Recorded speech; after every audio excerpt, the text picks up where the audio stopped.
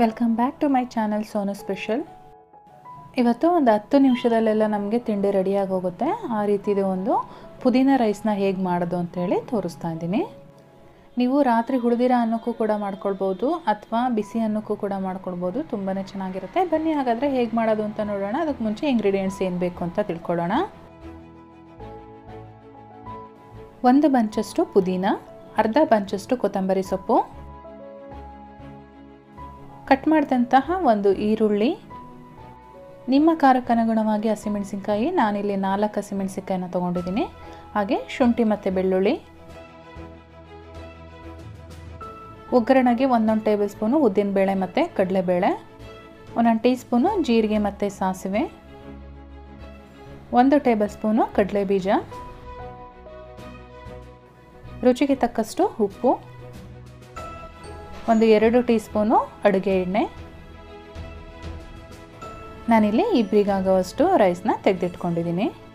ಮಾಡೋ ವಿಧಾನನ ನೋಡ್ಕೊಳ್ಳೋಣ. ಫಸ್ಟು ನಾನು ಒಂದು ಮಿಕ್ಸರ್ ಜಾರ್ನ ಇಟ್ಕೊಂಡಿದ್ದೀನಿ. ಇದಕ್ಕೆ ತೊಗೊಂಡಿರ್ತಕ್ಕಂಥ ಪುದೀನ ಹಾಗೆ ಕೊತ್ತಂಬರಿ ಸೊಪ್ಪು ಜೊತೆಗೆ ಶುಂಠಿ ಬೆಳ್ಳುಳ್ಳಿ ಹಾಗೆ ಹಸಿಮೆಣಸಿನ್ಕಾಯಿನ ಹಾಕ್ಕೊಂಡು ಚೆನ್ನಾಗಿ ನುಣ್ಣಗೆ ರುಬ್ಕೊಂಡು ಬರೋಣ.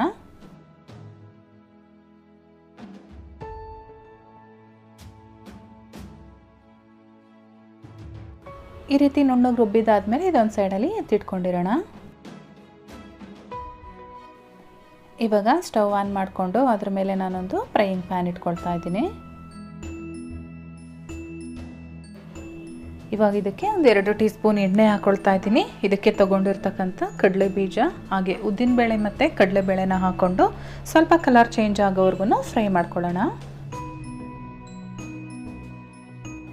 ಮೀಡಿಯಮ್ ಫ್ಲೇಮಲ್ಲಿ ಇಟ್ಕೊಂಡು ಫ್ರೈ ಮಾಡ್ಕೊಳ್ಬೇಕು. 1 ನಿಮಿಷ ಆದಮೇಲೆ ನಾನು ಜೀರಿಗೆ ಮತ್ತು ಸಾಸಿವೆನ ಇದರೊಳಗಡೆ ಸೇರಿಸ್ಕೊಂಡು ಫ್ರೈ ಮಾಡ್ಕೊಳ್ತಾ ಇದ್ದೀನಿ.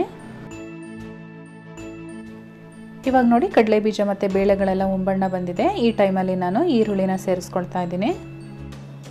ಈರುಳ್ಳಿ ಎಲ್ಲ ಸ್ವಲ್ಪ ಸಾಫ್ಟ್ ಆದಮೇಲೆ ನಾವು ರುಬ್ಬಿಟ್ಕೊಂಡಿದ್ವಲ್ಲ ಮಸಾಲೆ, ಆ ಮಸಾಲೆನ ಇದರೊಳಗಡೆ ಸೇರಿಸ್ಕೊಳ್ಳೋಣ. ಅದರ ಜೊತೆಗೆ ಸ್ವಲ್ಪ ನೀರು ಹಾಕ್ಕೊಂಡು ಜಾರ್ಗೆ ಅದರಲ್ಲಿ ಉಳಿದಿದ್ದಂಥ ಮಸಾಲೆ ಕೂಡ ನಾನು ಇದರೊಳಗಡೆ ಸೇರಿಸ್ಕೊಳ್ತಾ ಇದ್ದೀನಿ. ನಮಗೆ ಈ ಮಸಾಲೆಯಲ್ಲಿ ಏನು ಹಸಿ ವಾಸನೆ ಇದೆ, ಈ ಹಸಿ ವಾಸನೆ ಹೋಗಬೇಕು, ಅಲ್ಲಿವರೆಗೂ ನಾವು ಫ್ರೈ ಮಾಡ್ಕೋಬೇಕಾಗುತ್ತೆ. ಇವಾಗ ರುಚಿಗೆ ತಕ್ಕಷ್ಟು ಉಪ್ಪನ್ನು ಕೂಡ ಸೇರಿಸ್ಕೊಳ್ತಾ ಇದ್ದೀನಿ.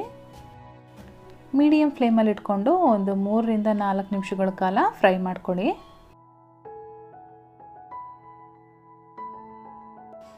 ಇವಾಗ ನೋಡಿ ಕಲರ್ ಕೂಡ ಚೇಂಜ್ ಆಗಿದೆ. ನಾವು ಹಾಕಿದಂಥ ಎಣ್ಣೆ ಕೂಡ ಬಿಟ್ಕೊಂಡಿದೆ. ಇವಾಗ ಹಸಿ ವಾಸನೆ ಹೋಗಿದೆ.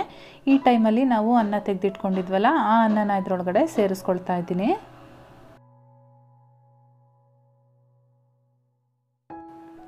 ಅನ್ನ ಎಲ್ಲ ಸೇರಿಸ್ಕೊಂಡಾದ್ಮೇಲೆ ಚೆನ್ನಾಗಿ ಒಂದ್ಸರಿ ಮಿಕ್ಸ್ ಮಾಡ್ಕೊಳ್ಳೋಣ.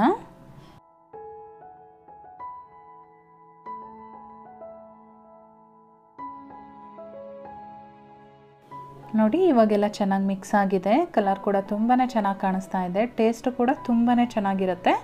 ಈ ಟೈಮಲ್ಲಿ ಒಂದು ಲಿಡ್ ಕ್ಲೋಸ್ ಮಾಡಿ ಲೋ ಫ್ಲೇಮ್ ಮಾಡಿಕೊಂಡು 1 ನಿಮಿಷಗಳ ಕಾಲ ಹಾಗೆ ಬಿಡೋಣ. 1 ನಿಮಿಷ ಆದಮೇಲೆ ಲಿಡ್ ಓಪನ್ ಮಾಡಿಕೊಂಡು ಸ್ಟವ್ ಸ್ವಿಚ್ ಆಫ್ ಮಾಡ್ಕೊಳ್ಳೋಣ.